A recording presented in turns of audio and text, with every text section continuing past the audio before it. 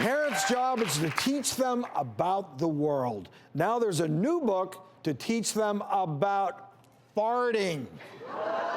I guess that's part of the world, right? It is. So, Does It Fart is a book dedicated to the unique types of flatulence found in the animal kingdom. I've been waiting my whole life for this book.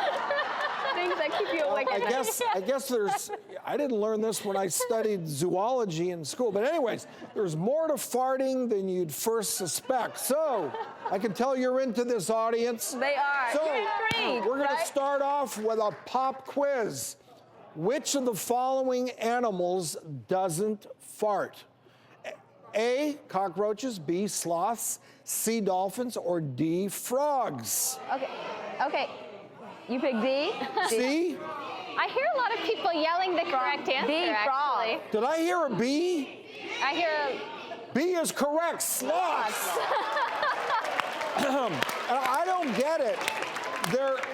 They're mammals, and their diet is primarily leafy, a lot of greens, which we know produces gas, but I guess in their case, they end up absorbing all of their gas back into their body, which doesn't sound like a good thing.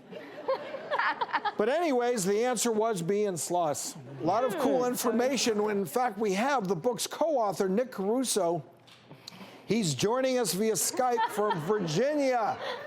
So, Nick, for heaven's sakes, what gave you the idea to write this book? That's what we really want to know. It all started about a year ago, back in January of 2017. The other author, Danny Rabiati, her brother had asked her if snakes farted. Yes, they do in fact fart, if you were wondering. I've seen people ask this question a few times, and people want to know if a certain animal farts. So I suggested we should make the hashtag #DoesItFart a thing, in which that then led Danny to suggest starting a spreadsheet. And before we knew it, we had scientists, zookeepers, and other people who are familiar with a given animal contributing. What's the strangest farting fact you learned? The sloth is definitely up there because, as you said, it's a mammal. You wouldn't expect it. But I think some of my favorites are some of the aquatic animals that, kind of need to fart because it affects their buoyancy. So you can imagine some fish that have some gas buildup and really start floating. Kind of to the like a top of the submarine. surface. This is how they. like how they propel themselves. Yeah, when I was Interesting. reading about it, the pupfish, with the pupfish, farting is a matter of life or death, right? Because it has to fart to float up to get away from the prey or something. Wow. Right. Right. That's And a then fun I fact. think you At the also next dinner said the party. manatee, that's how they propel down, right? They store up Really? their gas and they do that. Interesting. Yeah, so they actually release the gas from their intestines. They have a pretty cool anatomy where their diaphragm is behind their heart and runs parallel along their body.